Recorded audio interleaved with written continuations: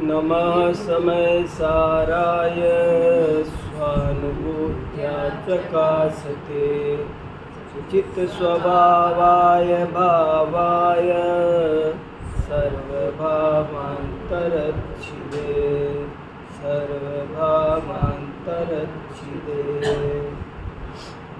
जो अपने भावों से भरा हुआ है, पर के भावों से पूरी तरह हटा हुआ है, और जो स्वानुभूति से प्रकाशित होता है, मैं उस समय सार को भक्ति पूर्वक प्रणाम करता हूँ।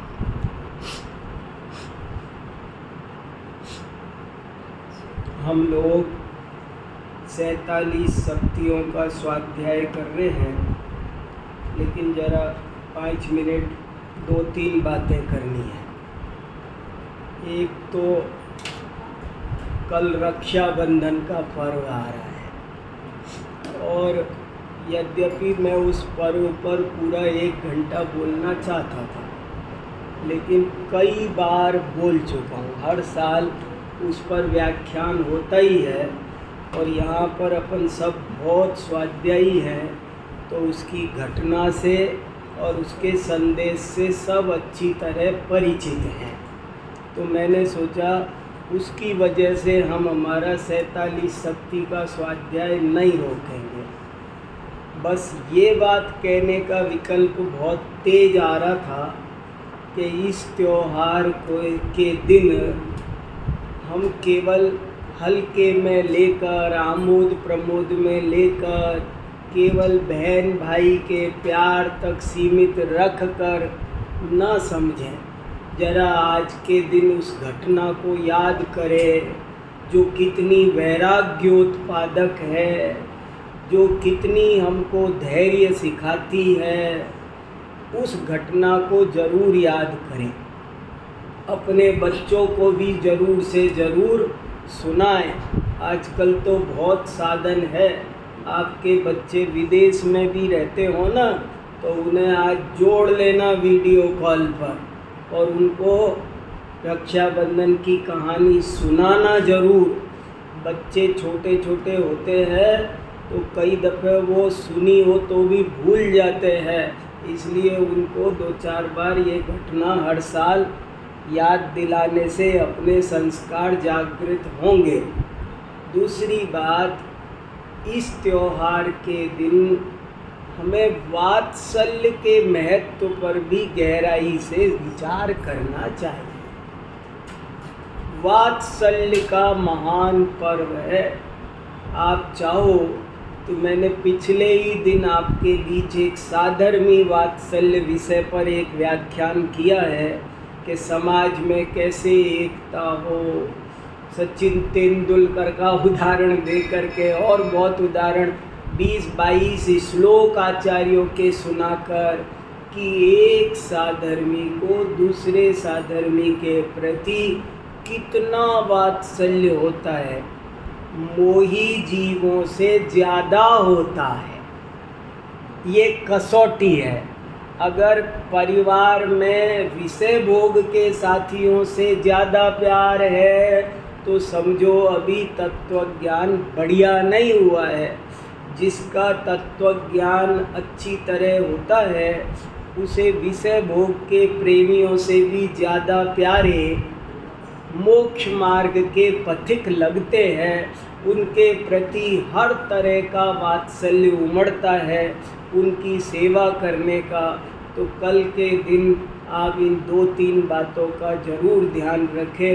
ये विकल्प तेज़ी से आया। दूसरी चर्चा, 2-3 बार एक प्रश्न आया है कि 5 लब्धियाँ क्या होती हैं, और मैंने बहुत सोच रखा है कि 5 लब्धियों पर एक दिन स्वतंत्र व्याख्यान करूँगा, पर वो क्रम नहीं आ रहा है और प्रश्न बार बार आ रहा है। तो मैंने सोचा बहुत संक्षेप में थोड़ा सा बता देता हूँ। अभी वो भाई साहब भी पूछ रहे थे, बोले क्या होती है विशुद्धि लब्धि। तो 5 लब्धियों का प्रकरण अगर बहुत संक्षेप में देखना हो तो जैनेन्द्र सिद्धांत कोश है, उसमें एक जगह सारा मैटर मिल जाता है, आप उसमें से पढ़ सकते हो। नहीं तो गोमट्ट सार में इसका वर्णन अच्छी तरह मिलता है। जहाँ भी सम्यक दर्शन प्राप्ति कैसे होती है, ये चर्चा जिनवाणी में आई है, वहाँ पर 5 लब्धियों की चर्चा जरूर आती है।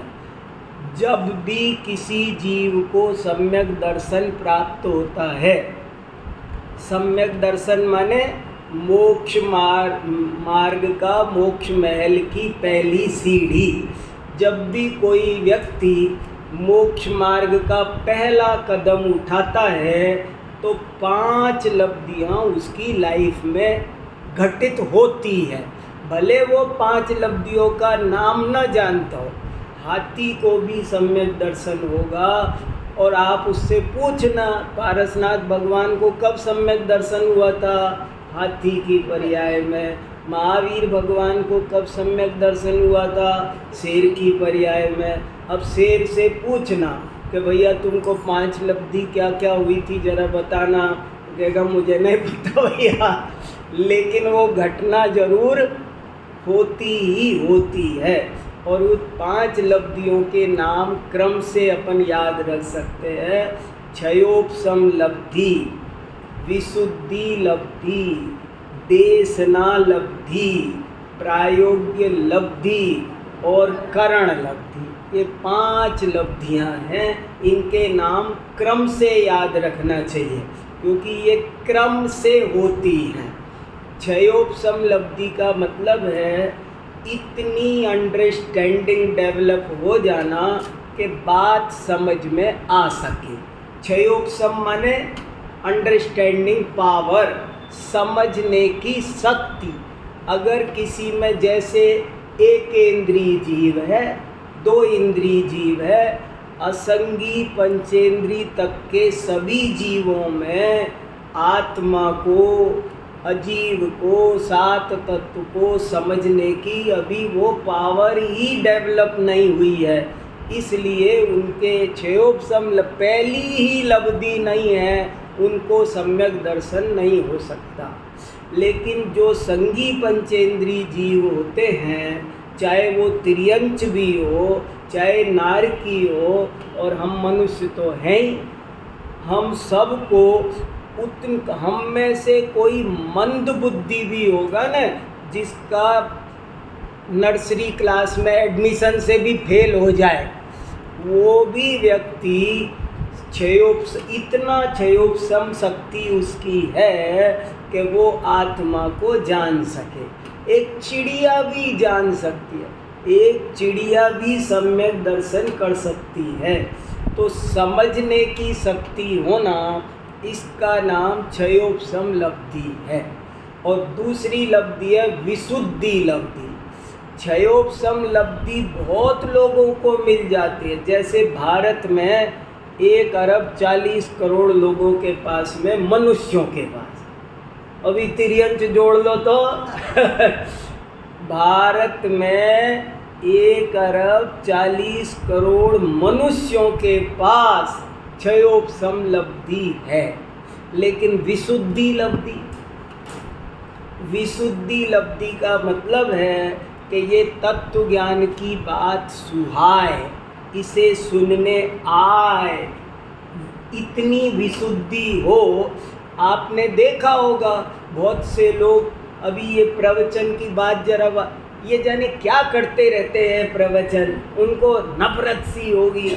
आत्मा का नाम तक लेके बोलो तो कहेंगे ये जाने क्या आत्मा फात्मा लगाते रहते हैं, इनको कोई काम तो है नहीं। तो ऐसे विशुद्धि लब्धि जीवों को नहीं हो पाती है। देखो एक शब्द में बोलूँ, क्षयोपशम लब्धि होगी तो समझ में आएगा, और विशुद्धि लब्धि होगी तो समझने आएगा। समझना जरा, जिनकी विशुद्धि लब्धि नहीं होती है वे देव शास्त्र गुरु के पास ही नहीं जाते हैं। विशुद्धि लब्धि आपको उनके पास ले जाएगी। उनकी बात प्यार से, मनोयोग से, प्रीति पूर्वक सुनने का नाम विशुद्धि लब्धि। जब जिनवाणी की बात प्रीति पूर्वक सुने, किसी से कहो ना कि तुम पाप मत किया करो, मद्य मांस मधु छोड़ो, तो बहुतों को गुस्सा आता है, क्या बोल रहे हो। हम उनको बता रहे मद्य मांस छोड़ो और उनको गुस्सा आता है। समझ लेना अभी विशुद्धि लब्धि नहीं हुई है।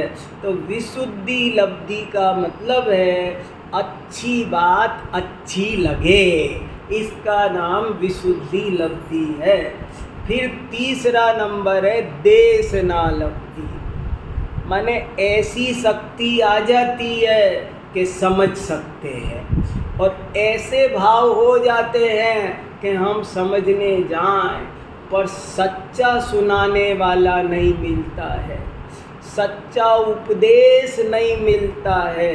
वीतरागता का, कण कण की स्वतंत्रता का, आत्मा की 47 शक्तियों का, तत्व ज्ञान का, आत्मज्ञान का उपदेश प्राप्त नहीं होता है, वो अत्यंत दुर्लभ है। सारी चर्चा सुलभ है पर तत्व ज्ञान सुलभ नहीं है। पिछली बार डिटेल में बोला था ना कि हम आज तक पिछले भवों में 9वें ग्रेवियर तक पहुँचे, हमको दी बेस्ट शरीर मिला, हेल्दी, खांसी जुकाम तक का झंझट नहीं जिसमें, ऐसा हमने बढ़िया से बढ़िया शरीर पाया।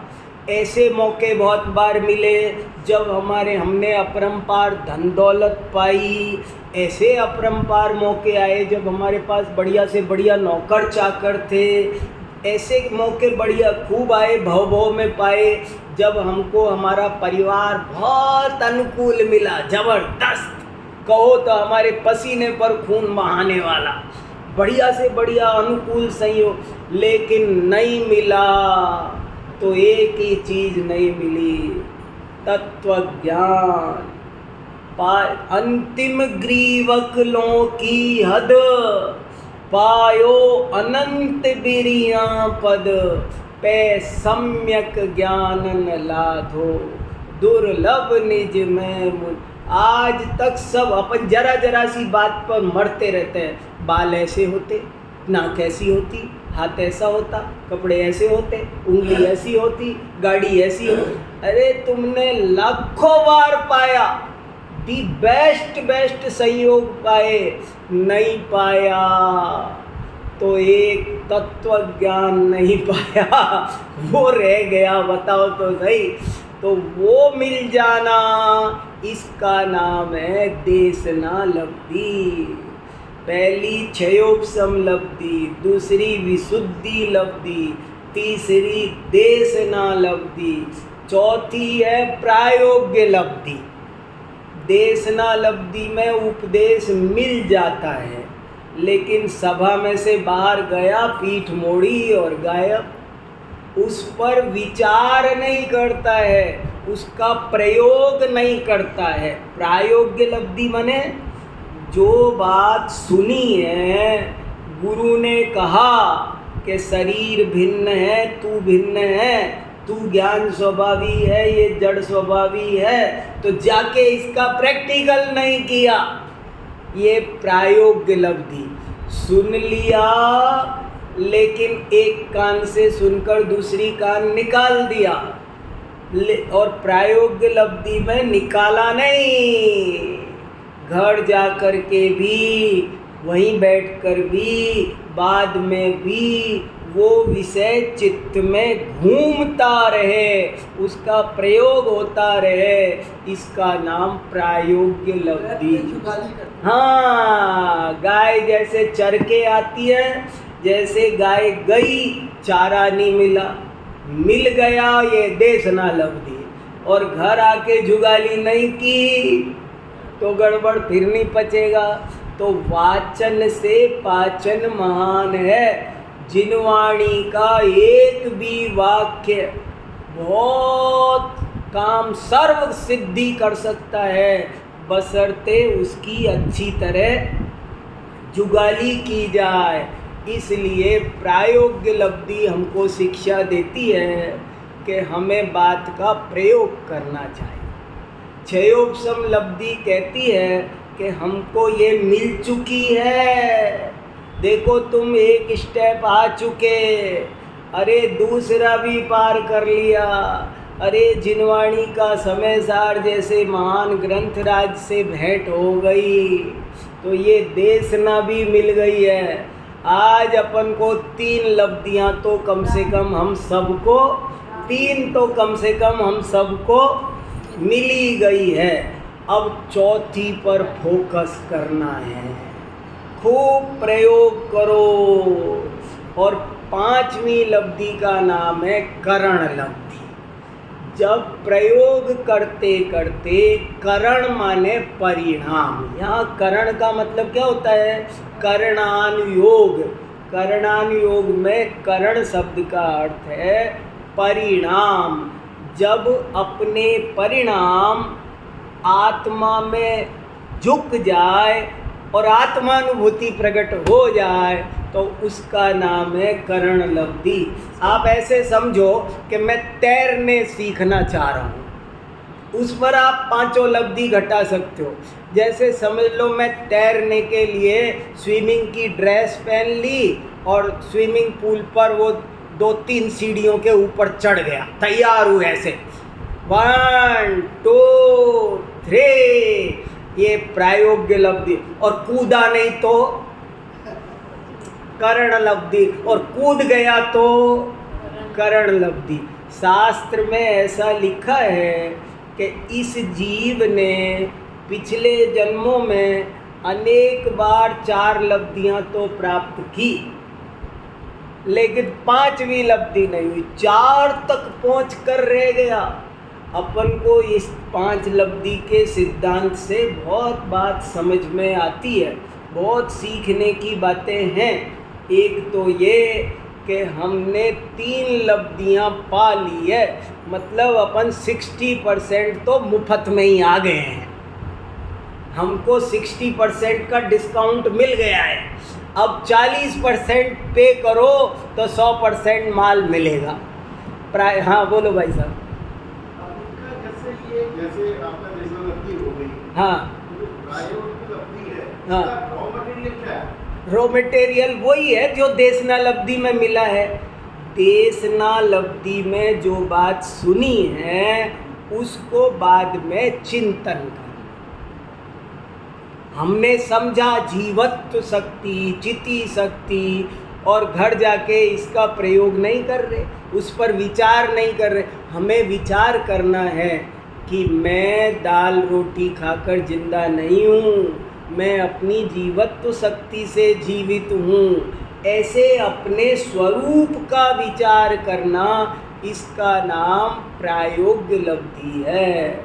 सामायिक करना, बैठकर ध्यान करना, बार बार उस विषय पर तर्क से, युक्ति से, अंधविश्वास में नहीं, भावुकता में नहीं, बल्कि उसको सावधानी से समझने की जो कोशिश है उसका नाम है प्रायोग्य लब्धि। इसके बाद अनुभव में है, इसके बाद अनुभव में आ जाता है। हाँ, वो करण लब्धि। तो ये मतलब इसका मतलब हो गया कि देशना लब्धि की बात ये नहीं करना है कि पुरुषार्थ सूचक हो गया। हाँ बिल्कुल। हालांकि पुरुषार्थ देशना लब्धि के भी लिए आप घर से चल के, अब तो आप DLF कहाँ रहने लगे ना, वहाँ से चल के आए ना, आप इतने किलोमीटर दूर चल के आए ना, ये भी तो देशना लब्धि में भी देव सा, ये देखो कहाँ से चल के आए, ये देखो ये सब 15-15 किलोमीटर दूर से चल के आ रहे, ऐसे ही आ रहे। जब बिना रुचि के, बिना पुरुषार्थ के कोई आ पा रहा है, तो इसलिए सब, लेकिन हमको जैसे तैसे करके 3 लब्धियां हम सबको प्राप्त हो चुकी है। और अब हमारी कमी मुझे ये लग रही है कि हम प्रयोग कम कर रहे हैं, ऐसा मुझे मैं अपने से कह रहा हूँ, आप लोगों से नहीं कह रहा, ये समझ लो। प्रयोग कम कर रहे हैं। हमें सुबह शाम दिन में तीव्र रुचि जगा कर शांति से एकांत में मेरा भला बुरा तो मेरे परिणामों से है, ऐसे सोच के हमें विचार गहरा करना पड़ेगा। तब प्रायोगिक लब्धि होते होते ये विचार करते करते करते करते देखो सुनो, करण लब्धि करनी नहीं पड़ेगी, वो तो हो जाए। कब परिणाम, आप तो ये विचार करोगे, गुरु जी ने समझाया कि ज्ञान भिन्न है, राग भिन्न है। देखो एक ही लाइन से, एक कोलकाता के सेठ जी थे निहाल चंद सोगानी, उन्होंने एक लाइन सुनी कि ज्ञान भिन्न है, राग भिन्न है। और वो शिवभूति मुनि ने कि तुस मासम, तुस भिन्न है, दाल भिन्न है, दाल भिन्न है, छिलका भिन्न। इस लाइन पर ये जो सुनी, इसका नाम देशनालब्धि। देखो शिवभूति मुनि का क्षयोपशम कितना, शिवभूति मुनि में 5 लब्धि घटा लो। शिवभूति मुनि को कितना ज्ञान था, शिवभूति सेठ की कहानी आती है। शिवभूति बहुत बड़ा सेठ था और एक मुनि महाराज का चातुर्मास हुआ तो 4 महीने बस केवल ऐसे ही भक्ति से विनय से बैठता था। शर्म आती थी तो पीछे बैठता था, जैसे जहाँ बिठा दे वहाँ बैठता था। और जब चातुर्मास पूरा हुआ, महाराज जी के विहार करने का दिन आया तो वो उस दिन तो छुप कर के कोने में जाके बैठ गया कि अब आज तो महाराज जी चले जाएंगे दुख के कारण। और जब वो महाराज जी को भी याद आ गई, अच्छे शिष्यों को गुरु की याद आती है तो गुरुओं को भी अच्छे शिष्यों की याद आती है, तो उनको भी याद आ गई। अरे बोले सेठ जी कहाँ हैं? अरे बोले वो छुप के बैठे हैं, तो आप आज विहार कर रहे हो ना, वो आपको फेस नहीं कर पाएंगे, इसलिए वे छुप के बैठे हैं। तो अरे महाराज मैंने तो 4 महीने उपदेश सुना पर कुछ याद नहीं है मुझे, एक लाइन याद नहीं रही। आपके 4 महीने प्रवचन हुए पर सब लोग तो यहाँ पर पाठशाला सीख गए, प्रमाण पत्र ले आए, कोई क्या क्या जीत गए, पर मुझे तो कुछ भी नहीं आया। अब मैं क्या करूँ? तो महाराज जी बोले देखो तुम इतना याद रखो, तुस मास भिन्नम, या कुछ कहते हैं मारुस मातुस। कहीं लिखा है कि उसको कहा था कि मारुस मातुस। तो इसको याद रखो, बस तुम इतना याद रखना, बस सब काम हो जाएगा। और कह के महाराज जी तो विहार कर गए। अब उसका क्षयोपशम इतना कमज़ोर था कि उसे ये मारुस मातुस भी याद, वो जो कुछ एक छोटा सा वाक्य बोला था वो भी याद नहीं रहा, वो तो भूल गए। अब भूल गए तो क्या किया जाए? अरे मैं तो बहुत ही मंदबुद्धि हूँ, दुखी होते रहे। आखिरकार किसी नदी के किनारे से गुजरे तो एक महिला दाल धो रही थी। तो बोले बहन जी क्या कर रही हो? तो बोले तुस अलग कर रही हूँ, मांस अलग कर रही हूँ। मांस में षटकोण वाला से है और वो उस संस्कृत का शब्द है। वहाँ मांस शब्द का अर्थ होता है उड़द, उड़द की दाल में कठोर छिलका होता है। सर पंजाब में तो मांस ही बोलते हैं अभी भी। मां की दाल। वाह बताओ, देखो बोलते हैं। हाँ, तो वो बोले मैं दाल अलग कर रही हूँ, छिलका अलग। ओ याद आ गया, मेरे गुरुजी ने यही तो सिखाया था कि दाल अलग है, छिलका अलग है। और वो अब भूलूंगा नहीं, अब मैं कहीं गया ना तो भूल जाऊंगा। और वहीं नदी के पास ही पहाड़ बैठ गए छोटे से टीले पर और बोले शरीर भिन्न है, आत्मा भिन्न है, जैसे कि दाल भिन्न है, छिलका भिन्न है, दाल भिन्न, छिलका भिन्न, दाल भिन्न, छिलका भिन्न, शरीर भिन्न, आत्मा भिन्न। ऐसा समझा कि कहते केवल नाणी फुड़म जाओ, उनको केवल ज्ञान प्राप्त हो गया। तो क्षयोपशम लब्धि और 4 महीने प्यार से जो बैठे ये विशुद्धि लब्धि, और गुरुजी ने जो बात बताई मारुस मातुस ये देशना लब्धि, और वहीं पहाड़ी पर बैठ गए जो मैं अब भूलूंगा नहीं, ये प्रायोग्य लब्धि, और आत्मानुभूति हुई और श्रेणी चढ़े और केवल ज्ञान हो गया। तो देखो ये ऐसे 5 लब्धि का स्वरूप है। ठीक है, बाकी चर्चा कभी और अलग से करेंगे। तीसरा एक प्रश्न और आया है कि बार बार षड्गुणी हानि वृद्धि आती है। पिछली बार अपने भी आई थी, इसमें षड्गुणी हानि वृद्धि की चर्चा पिछली बार आई थी। तो बोले ये क्या होता है? तो वास्तव में पहली बात तो मैं उत्तर दूंगा, लेकिन पहली बात ये समझ लो कि आचार्यों ने साफ साफ शब्दों में लिखा है कि षड्गुणी हानि वृद्धि एक बहुत ही सूक्ष्म विषय है जो छद्मस्त गोचर नहीं, हमारे आपके ज्ञान में पकड़ में आने वाली हर पर्याय में कुछ लेवल बढ़ते हैं। षट्गुणी हानि वृद्धि में 3 प्रकार की हानि है, 3 प्रकार की वृद्धि है। संख्यात भाग हानि, असंख्यात भाग हानि और अनंत भाग हानि, और फिर उल्टा भी है, संख्यात भाग वृद्धि, असंख्यात भाग वृद्धि और अनंत भाग वृद्धि। कुछ बढ़ता भी है पर्याय में, कुछ घटता भी है, और जो हमको दिखता नहीं है। जैसे मेरे प्रवचन की क्वालिटी प्रति प्रवचन कुछ घटती बढ़ती है और आप पकड़ नहीं पाते हो, आपको लग रहा है ये तो वैसा ही प्रवचन है, लेकिन हर वाक्य में एक एक शब्द में फर्क आता है। मैंने 10 बार शब्द बोला कमल कमल कमल, हर बार में एक सा नहीं बोला है, उसमें षड्गुणी हानि वृद्धि नाम का सूक्ष्म परिवर्तन अंदर में है ही है। तो वो कैसे समझ में आए? पहली बात तो ज़्यादा समझ में नहीं आ सकता, केवल ज्ञान करो तब समझ में आएगा, उसका पुरुषार्थ करो तब अच्छा समझ में आएगा। लेकिन फिर भी मेरे मन में एक दृष्टांत है, उससे मुझे थोड़ा सा समझ में आया। जैसे समझ लो मैंने पानी गर्म करने रखा गैस पर, अब गैस पे पानी गर्म दिया, दूध रख दो कुछ रख दो, वो रखा तो वो मान लो 5 मिनट में गर्म हुआ।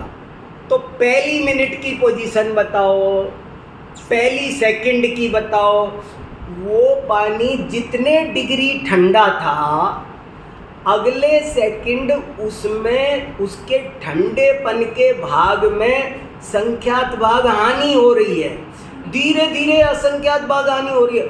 और जब वो 50% गर्म हो गया तो उसमें ठंडापन तेजी से घटने लगता है और गर्मपन तेजी से बढ़ता है।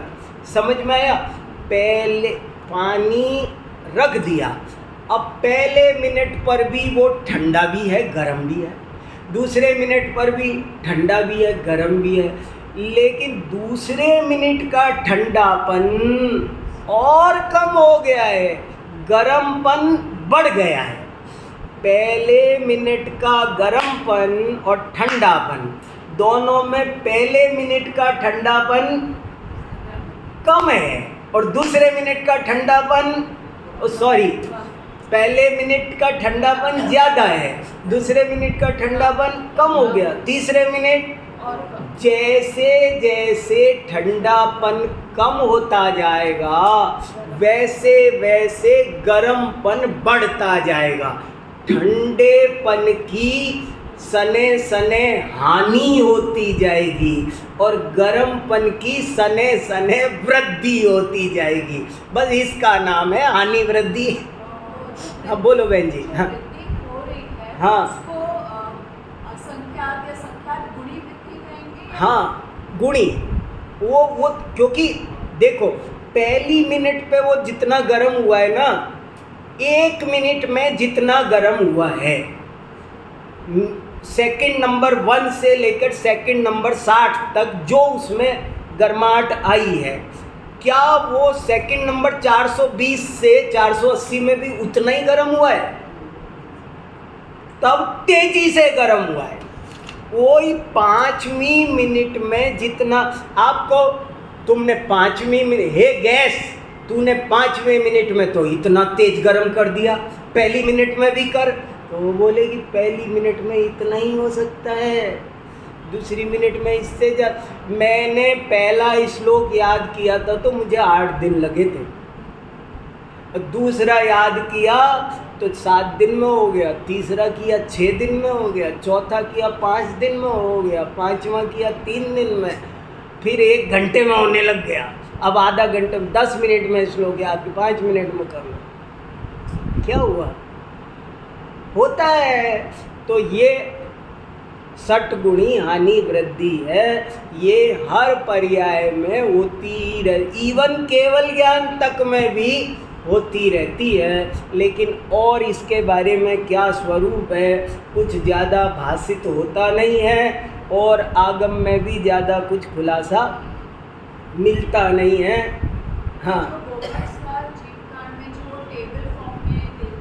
वो मेरी समझ में नहीं आती है। Yes good. हाँ हाँ हाँ हाँ गोमटसार जीव कांड में एक संदृष्टि बनी हुई है, लेकिन उस पर मैंने गंभीरता से स्टडी नहीं की, कभी ध्यान नहीं दिया। है कुछ है ज़रूर है, लेकिन मेरा उपयोग ये इन विषयों में ऐसा लग रहा है कि अभी तक उधर कभी ध्यान गंभीरता से दिया भी नहीं है। ऐसे करके बस जितना मुझे आता था वो मैंने थोड़ा आपको बता दिया। हाँ भाई साहब। ये जो शब्द है, हाँ ये परिणामों में कैसे मतलब उसकी अपेक्षा से है? हाँ परिणामों में कैसे उतार चढ़ाव होता रहता है, अंदर ही अंदर। एक चढ़ाव तो ऐसा होता है कि अवधि ज्ञान था, मने पर्य ज्ञान हो गया तो आपको पकड़ में आ जाएगा। मने पर्य ज्ञान था, केवल ज्ञान हो गया, आपको पकड़ में आ जाएगा। लेकिन मने पर्य ज्ञान भी मुझे सुबह भी था और अभी भी है, लेकिन उसमें भी कुछ फर्क होता है और वो जीव की योग्यता के अनुसार हानि रूप भी हो सकता है, वृद्धि रूप भी हो सकता है। एक ही काल में राग और ज्ञान दोनों रहता है साधक दशा में, लेकिन वो उसके पुरुषार्थ के अनुसार, योग्यता के अनुसार उसमें हानि वृद्धि होती रहती है। जैसे बच्चे भी एग्जाम दे रहे होते हैं, हाँ पढ़कर तो गए हैं, हाँ पर डर के मारे उस समय बहुत फर्क पड़ता है, कई बार ऐसा फर्क पड़ता है। और बोलने के लिए बुलाओ आप बच्चों को तो कई बार ऐसा होता है जो ज़्यादा जानता है वो कम अच्छा प्रेजेंटेशन दे पाता है, क्योंकि उसने अभी बोलने की प्रैक्टिस नहीं की। और एक बच्चे को बोलने की प्रैक्टिस अच्छी है पर ज्ञान कमज़ोर है, कम आता है, फिर भी बढ़िया बोल गया। तो ऐसे बहुत कुछ होता है, ठीक है। और एक प्रश्न ये है आखिरी कि ये 47 शक्तियों को हम संस्कृत में बोलकर देखना चाहते हैं। सुमित जी भाई साहब 2-3 बार कह चुके हैं, तो उनकी ये भी इच्छा आज हम पूरी कर लेते हैं। आप सबके पास में है, अच्छा प्रश्न है। कभी कभी कोई पूछता है, लोग मूल आगम के जो शब्द है हमारे भी तो यहाँ रखे हैं, इनको लो ना। तो 47 शक्तियों का जो मैंने जानबूझकर इसमें संस्कृत पाठ भी लिखा है, क्योंकि हिंदी पाठ में वो भाव हम करते हैं, लेकिन हमको खुद को आनंद संस्कृत में आता है। मैं पढ़ता रहता हूँ, तो उन्होंने कहा एक दफ़े पढ़ के भी दिखा दो, तो ग्रुप पर भी भेजा हुआ है और ये भी आपके सामने पन्ने भी हैं, आप देख सकते हो। देखो मैं पढ़ रहा हूँ, 47 शक्तियों को पढ़ देता हूँ, आप सुन लो शांति से, बहुत आनंद आ सकता है आपको। थोड़ा थोड़ा 27 का तो अपन ने स्वरूप समझ ही लिया ना पिछली बार। आत्म द्रव्य हेतु भूत चैतन्य मात्र भाव धारण लक्षण जीवत्व शक्ति अजड़त्वात्मिका चिति शक्ति। मैं सावधानी से धीरे धीरे बोल रहा हूँ, आप मेरे साथ पढ़ सकते हो। अनाकारोपयोगमयी दृशी शक्ति साकारोपयोगमयी ज्ञान शक्ति अनाकुलत्व लक्षणा सुख शक्ति स्वरूप निर्वर्तन सामर्थ्य रूपा वीर्य शक्ति अखंडित प्रताप स्वातंत्रशालित्व लक्षणा प्रभुत्व शक्ति सर्वभाव व्यापक एक भाव रूपा विभुत्व शक्ति विश्व विश्व सामान्य भाव परिणत आत्मदर्शनमयी सर्वदर्शित्व शक्ति विश्व विश्व विशेष भाव परिणत आत्मज्ञानमयी सर्वज्ञत्व शक्ति निरूप आत्म प्रदेश प्रकाशमान लोकालोकाकार मेचकोपयोग लक्षणा स्वच्छत्व शक्ति स्वयं प्रकाशमान विशद स्वसंवित्तिमयी प्रकाश शक्ति क्षेत्र काल अनवच्छिन्न चित विलासात्मिका असंकुचित विकासत्व शक्ति। आत्मा में एक संकोच विस्तार शक्ति भी है और आत्मा में एक असंकुचित विकास शक्ति भी है। प्रदेशों की अपेक्षा शरीर धारण करने की अपेक्षा संकुचित विकास है, लेकिन भावों की अपेक्षा ज्ञान में कोई संकोच विस्तार नहीं है, वो जैसा है वैसा है। अन्य अक्रियमाण अन्याकार कैक द्रव्यात्मिका अकार्य कारण शक्ति। आत्मा न किसी का कार्य है न किसी का कारण है। परात्म निमित्तक गेय ज्ञानाकार ग्रहण ग्राहण स्वभाव रूपा परिणम्य परिणाम कत्व शक्ति। देखो, आत्मा दूसरे का गेय बन जाए ऐसी शक्ति है और दूसरों को गेय बना ले ऐसी शक्ति है। अन्यूनातिरिक्त स्वरूप नियतत्व रूपा त्यागोपादान शून्यत्व शक्ति। क्या नाम है, एक एक शक्ति पर विचार करो। त्यागोपादान शून्य। आत्मा ने आज तक न कुछ छोड़ा है न कुछ ग्रहण किया है। आत्मा ग्रहण त्याग से शून्य है। सट स्थान, ये आई सट गुणी हानि वृद्धि। सट स्थान पतित वृद्धि हानि परिणत स्वरूप प्रतिष्ठत्व कारण विशिष्ट गुणात्मिका अगुरु लघुत्व शक्ति। आत्मा में ऐसी अगुरु लघु शक्ति है। क्रमाक्रम वृत्तित्व लक्षणोत्पाद व्यय ध्रुवत्व शक्ति। आत्मा में ऐसी शक्ति है कि उत्पाद हो नई पर्याय का और विद्यमान पर्याय का व्यय हो जाए और फिर भी उसका स्वरूप यथावत बना रह जाए। द्रव्य स्वभाव भूत द्रव्य व्ययोत्पादालिंगित सदृश विसदृश रूपैकास्तित्व मात्रमयी परिणाम शक्ति। आत्मा में एक परिणाम शक्ति है जिसके कारण वो निरंतर परिणमता भी है और परिणमते हुए भी स्थिर भी रहता है। कर्म बंध व्यपगम वंजित सहज स्पर्शादि शून्यात्म प्रदेशात्मिका अमूढ़ तत्व शक्ति। कितना भी कर्म बंध है पर आत्मा उससे परमार्थ से रहित है, इसलिए उसमें एक अमूढ़ तत्व शक्ति है। सकल कर्म कृत ग्राथित्व मात्रातिरिक्त परिणाम करणों परमात्मिका अकर्तृत्व शक्ति। आत्मा तीन लोक में किसी का कुछ करता नहीं, आत्मा अकर्ता है, अकर्तृत्व शक्ति है। सकल कर्म कृत ज्ञातृत्व मात्रातिरिक्त परिणामानुभवो परमात्मिका अभोक्तृत्व शक्ति। आत्मा अभोक्ता है, मात्र ज्ञाता है, लिखा न ज्ञातृत्व मात्र। सकल कर्मोपरम प्रवृत्त आत्म प्रदेश नैष्पंद्य रूपा निष्क्रियत्व शक्ति। आत्मा 6 द्रव्यों में से सक्रिय द्रव्य है, क्षेत्र से क्षेत्रांतर होता है, लेकिन ये निष्क्रियत्व शक्ति कहती है कि जैसे सिद्ध भगवान के प्रदेश स्थिर हो गए, ऐसे वास्तव में मेरे भी प्रदेश निष्क्रिय है। प्रदेशों में हलन चलन होना भी आत्मा का स्वभाव नहीं है। देखो निष्क्रियत्व, मैं निष्क्रिय हूँ।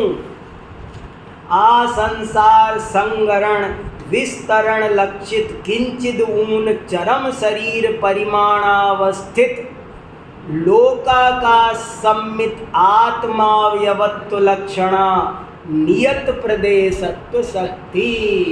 मेरे प्रदेश भी जितने हैं उतने हैं, अनादि काल से और अनंत काल तक कभी भी उनमें से एक प्रदेश 3 लोक मिलकर कम नहीं कर सकता और बढ़ा नहीं सकता। प्रदेश भी उसके फिक्स हैं, घटबड़ उनमें भी हो सके, नियत फिक्स।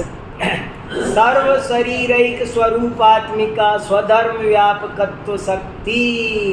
अपने सभी धर्मों में आत्मा व्यापक रहता है, ऐसी उसमें शक्ति है। स्वपर समान असमान समान असमान त्रिविध भाव धारणात्मिका साधारण असाधारण साधारण असाधारण धर्मत्व शक्ति। कुछ धर्म ऐसे हैं जो दूसरों से मिलते हैं, कुछ ऐसे हैं नहीं मिलते हैं, और कुछ ऐसे हैं मिलते भी है नहीं भी मिलते, कुछ से मिलते कुछ से नहीं मिलते। विलक्षणानंत स्वभाव भावितैक भाव लक्षणा अनंत धर्मत्व शक्ति। आत्मा में कितने धर्म? अनंत धर्म है। तद रूपमयत्व लक्षणा विरुद्ध धर्मत्व शक्ति। और आत्मा में एक विरुद्ध धर्म नाम की शक्ति है कि वही नित्य भी है अनित्य भी है, अस्ति भी है नास्ति भी है, भेद भी है अभेद भी है। उसमें तद विरुद्ध धर्म शक्ति है। तद्रूप भवन रूपा तत्व शक्ति। आत्मा चेतन रूप ही परिणमित होता है, अचेतन रूप परिणमित नहीं होता है। चेतन रूप परिणमित होता है, इसका नाम तत्व शक्ति है। और जड़ रूप परिणमन नहीं करता है, इसका नाम अतत्व शक्ति है। तद्रूप भवन रूपा तत्व शक्ति, अतद्रूप भवन रूपा तत्व शक्ति। अनेक पर्याय व्यापक एक द्रव्यमयत्व रूपा एकत्व शक्ति। कितनी पर्याय होती है, अनंत पर्याय अनंत गुण, लेकिन आत्मा एक था एक है एक रहेगा, ऐसी एकत्व शक्ति है। लेकिन पर्याय द्रव्य की अपेक्षा देखा जाए तो अनेकत्व शक्ति सुंदर है। इधर से देखो इधर से देखो, आत्मा बहुत बहुत वैरायटी वाला है। एकत्व शक्ति अनेकत्व शक्ति। जैसे अपन स्क्रीन बनाते हैं ना, एक लेयर अनेक लेयर, एकत्व शक्ति अनेकत्व शक्ति। भूतावस्थत्व रूपा भाव शक्ति। आत्मा सदा काल टिकता है, ये भाव शक्ति है। उसकी जो अवस्था है उस रूप रहता है। और शून्यावस्थित रूपा अभाव शक्ति, और जो अवस्था नहीं है उससे शून्य रहता है, ऐसी भी उसमें एक शक्ति है। जो होना है वो होगा, ये भाव शक्ति, और जो नहीं होना है वो नहीं होगा, ये अभाव शक्ति। भवत पर्याय व्यय रूपा भावा भाव शक्ति। भावा भाव शक्ति माने भाव का अभाव होगा। जो पर्याय अभी है वो अगले समय गारंटी से जाएगी, ऐसी उसमें शक्ति है। और अभवत पर्यायोदय रूपा अभाव भाव शक्ति, और जो पर्याय इस समय नहीं है वो अगले समय आएगी, ऐसी उसमें एक अभाव का भाव होने की शक्ति है।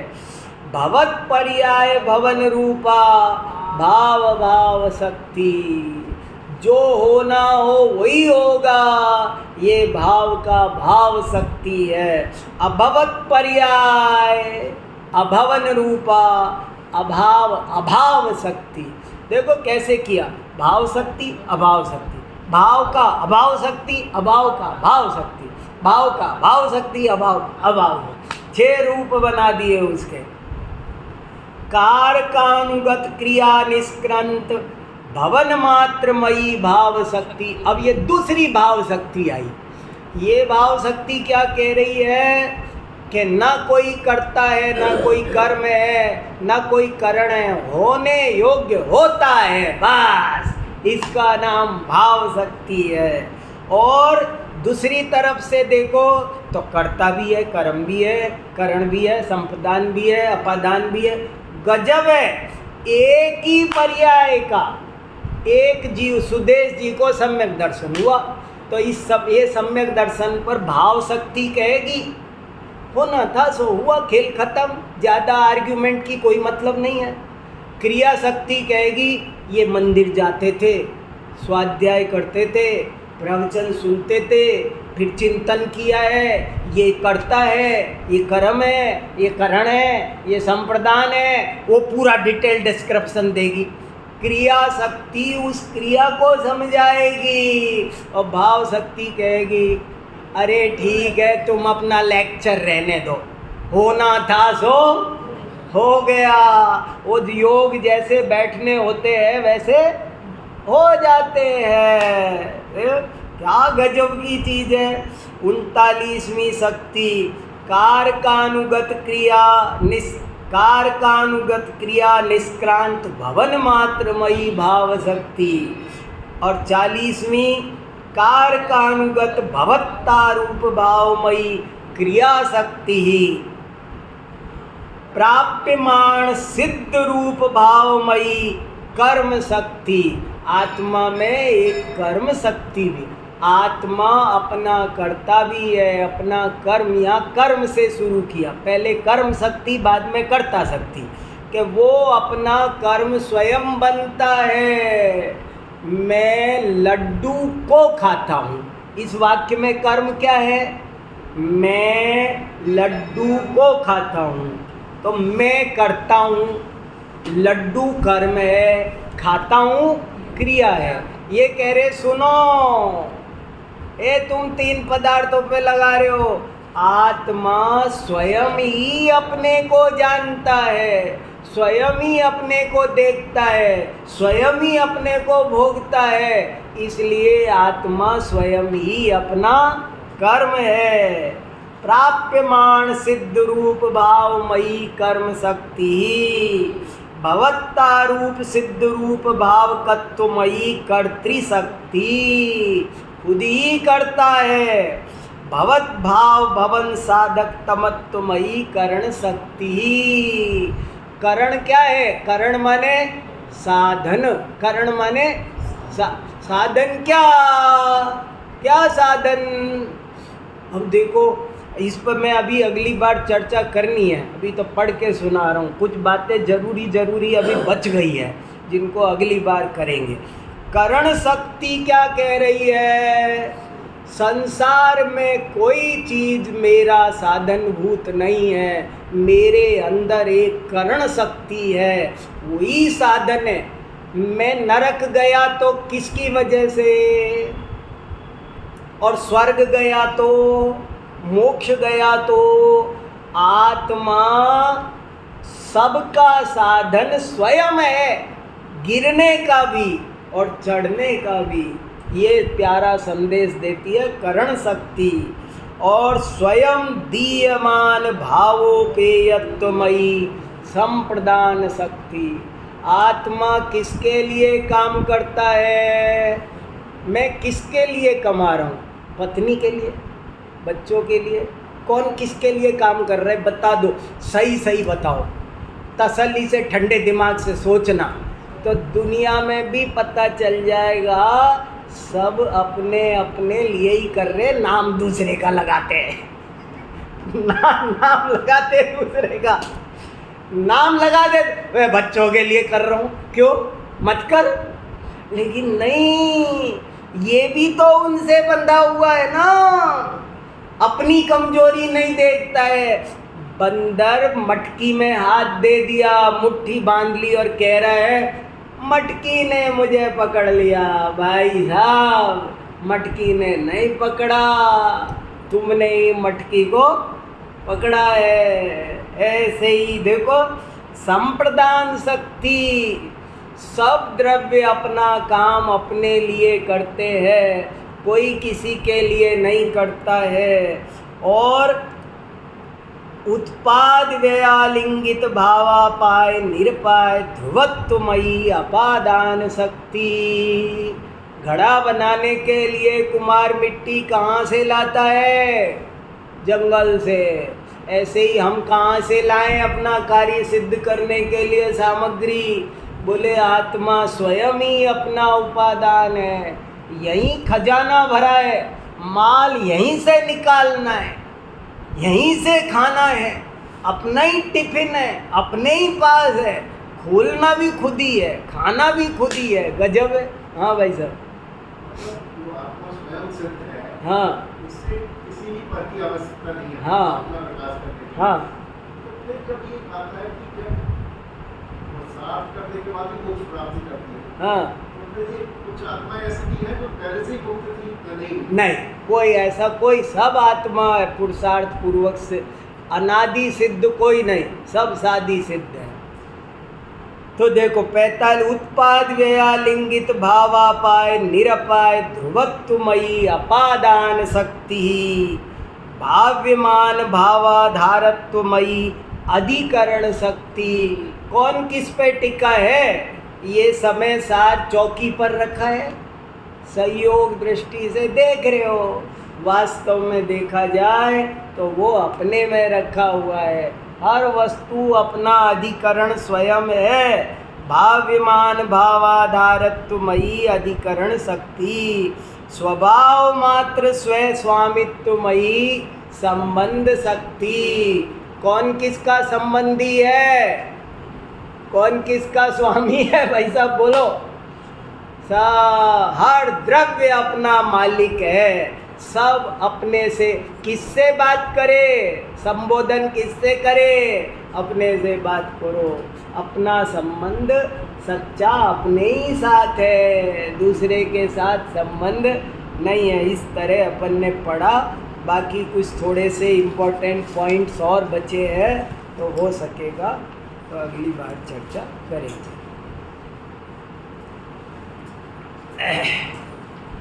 जावाणी के ज्ञान से सूझे लोकालो, सोवाणी मस्तक नमो सदा रे तुम।